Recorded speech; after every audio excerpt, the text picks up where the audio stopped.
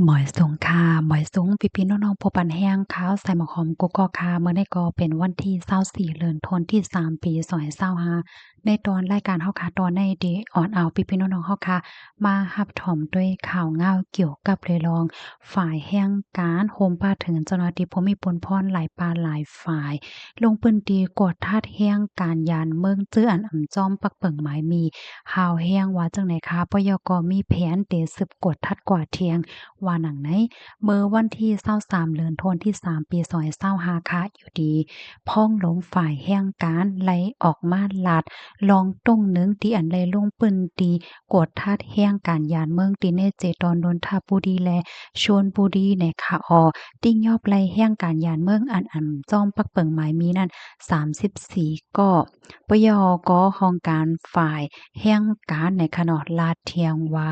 อยู่ดีเจ้าหน้าที่ภูมิปนพรเขาเตขับขึงเฮ็ดสร้างกว่าจอมหนังปักเปิงหมายมีวานเมืองนั้นเตๆว่าหนังหือแห่งการยานเมืองตึกเขาเหตุการณ์ที่ในเมืองไทยให้บ่อยู่แม่นจอมหนังปักเปิงอันไรตำวางไว้นะคะเลือเซนั่นก็ติเคียงเคียงกดทัดป้าแห่งการยานเมืองจื้ออันเขาจื้อว่าขิมการพี่น้องคนไทยเฮ็ดในนั่นค่ะเจ้าหน้าที่ภูมิปูนพรห้องการฝ่ายแห่งการลาดว่าเพราะว่ามาด้วยพี่น้องแห่งการยานเมืองในก็ย่อมรับค่ะว่ามีส่วนในการปกป้องให้ป้ายมักมีในเด้อขึ้นใหญ่ใหม่สูงมาเนี่ยค่ะเนาะตั้งท้ายก็ได้ฮ้องว่ามีเหมือนจั่งหนังว่าระบบเศรษฐกิจมีการขับเคลื่อนในนั้นค่ะน่ะว่าจะเป็นในตอนของการแอวเหล่การก่อสร้างว่าสังว่าเจิ้นให้เฮ็ดให้ ก้อยกะว่าแห่งการยานเมืองเนี่ยก็ได้เลยอยู่ใน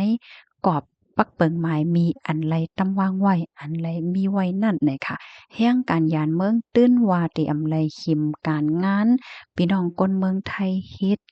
ห้องการฝ่ายแห่งการเนี่ยก็ได้สืบกุมทิ้งเข่งแข็งกดทัดกว่าปยก็ได้ให้แห่งการในเข้าในเปิง MOU เฮ็ดให้แล้วแลก็เลยสั่งให้เจ้าหน้าที่ภูมิพลพรกบภาคกบฝ่ายว่าได้เป็นฝ่ายแห่งการฝ่ายพ้องนำฝ่ายรองมันเน้นเศร้าและเจ้าในค่ะเนาะลงปื้นติกดทัดแห่งการยานเมืองชื่ออันอำจ้อมปักเปิงหมายมีเฮ็ดจั่งไหนอ้อ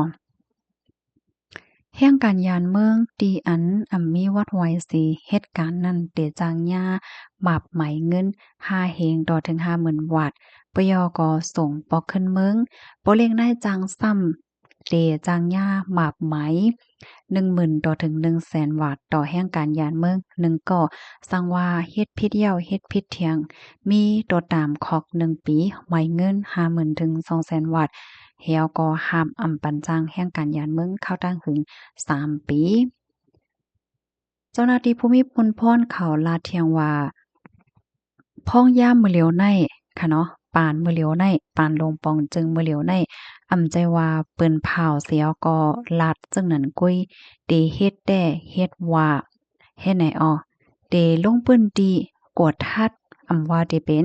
ลองเหตุการณ์ลองต้งหนึ่งแห่งการและจังไหนในหนังหือแห่งการที่อันเข้ามาที่ในเมืองไทยในอยู่ในขอบในเปิงในตื้นว่าที่ยอมปล่อยให้แห่งการมีวัดไหวมาเหตุการณ์เฮ็ดงานที่ในเมืองไทย10กว่าเหย้าและย้อนให้บ่เร่งนายจางจื้ออันมีลูกจางลูกเล่งไปมีวัดไหวเต็มโทนนั่นก็คับขึงให้มันเหี่ยวมันโตจอมหนังข้าวยามตีมักมันไว้แลให้จางแห่งการที่อันถูกแม่นจอมหนังปักเปิงปยก็ให้แห่งการยานเมืองกูก็ไล่รับไล่ฮู้ว่าเมืองไทยในมีปักเปิงไว้แตกแล้งการงานอันไหลดีแห่งการยานเมืองมีสุนไหลเฮ็ดแล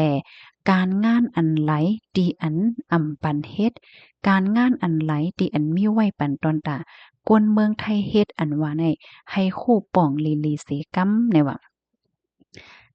ค่ะเฮาก็ตั้งฝ่ายเจ้าหน้าที่ภูมิพลพรเขาเนี่ยก็ยังตึกเตสืบกวดทัดกว่าเด็กๆโตเมืองไทยให้แหน่หรือนั่นก็ย้อนตั้งโฮมมือถึงป้ากวนหวานกวนเมืองสังเจอหนังว่าโคบเท่าพันแห่งการยานเมืองจอมปักเปิงหมายมี5อันไหนนั่นก็ใครตึงลัด เจ้าหน้าที่เขาไล่ตาเสว่าไหนข้อมูลอันใดค่ะเลยเปิงอิงออกมาที่ห้องการข่าวมติชนออกไว้นะคะออกข่าวเงาโหในก็ค่ะได้ก็หันถึงว่ามันเป็นรองใหญ่ค่ะเนาะเมื่อเลียวในก็เฮาค่ะก็ได้หันค่ะเนาะเจ้าหน้าที่เขาในเปิ้นก็ทัดเต้ๆยาวค่ะนะอันที่เฮาค่ะเลยหันเปิ้นทัดในมันเปิงกันดังเมื่อกูปอกจึงหือเมื่อกูปอกได้ก็เพราะว่าเปิ้นลงเปิ้นดีกว่าทัดแห่งการยันเบิ่งในเปิ้นได้ทัดว่าแห่งการก้อนในจ่องมีวัดไหวยก็สังว่ามีวัดไหวในก็อายุอาซักมันในจ่องมันปราโมทย์อันเหตุการณ์อันเหตุการณ์และอันเตรียมไว้ในวัดในจ่องมันเหมือนกันดีอยู่บ่เลี้ยงนายจ้างในวัดและอันเฮ็ดอยู่มื้อแล้วในจ่องมันเหมือนกันเปิ้นได้ทัดเฮ็ดจังได๋จ่องแม่นค่ะกะปานมื้อแล้วในเด้ลองจึงไหนเปิ้นก็ได้ทัดอยู่ยาวค่ะเสแลเปิ้นในก็ซ้ำเตทัดป้าว่าอันขายตั้งกินตั้งย่ำขายโคของในกาดในหางและจังได๋เพิ่นก็ทัดป้าสิแลอันเอาอันขายข้าวม่นตั้งกินจ้อมตั้งจังได๋แหน่ขี่รถเครื่องไอ้ขายห้าจังห้าและจังได๋ก็เปิ้นก็ทัดป้ายยาวมื้อแล้วในเฮาค่ะก็ได้หันข่าวเงาออกมาอยู่เคอๆย้ายๆเฮ็ดให้ค่ะเนาะเฮ็ดและที่3ที่แลหันว่าเจ้าหน้าที่เขาเปิ้นทัดป้าดีเหนือออนไลน์ค่ะเนาะมันหนังก้นกาวก้นขายค่ะ ขายโคดินเนอร์ออนไลน์ว่าสังว่าเจ้าไหนในอันนี้ก็เลยหันเปิ้นทัดป้าไหนค่ะอ๋อเลยเห็นนั่นก็เปิ้นก็ทัดป้าแทงต่างเจอต่างเปิงในค่ะเนาะเมื่อเหลียวในเปิ้นทัดพี่น้องแห่งการยานเมืองอันเป็นคนเมืองคมตมยามาลาวกัมพูชากานาแห่งก้วยหม่นจือค่ะเนาะคนต่างวันต่างเมืองอันไหนเจอเปิ้นก็ทัดป้าค่ะอ๋อเพราะว่าภายไหลดีจ้อมพักเปิงไม้มีเนี่ยก็เปิ้นก็เอาตั้งพิษเหมือนกันเซ็งหมดเนี่ยค่ะ อันนี้ก็ขย้อนป่องเลี้ยงในปันพี่น้องค่ะสีให้เลยรับรู้กันค่ะเพราะว่าเฮาขายเฮ็ดจ้อมหนังปักเปิงไม้มีอยู่กินเฮ็ดสร้างหน้าการหนังปักเปิงไม้มีได้ก็อยู่ไหลหนังหลอดเพหลอดหลานอันว่านั่นยาวค่ะอ๋อนังคือพี่น้องค่ะพอเตเลยรับรู้กันนำๆนั่นจอยกันสะเปิ้นแพร่แชร์ก็ใส่กำย้อนลาเทียงอินค่ะเลอเสอันว่ามามือไกลนั้นยาวในเปิ้นยังทัดป้าเหมือนจังว่าปื้นตีที่มีก้น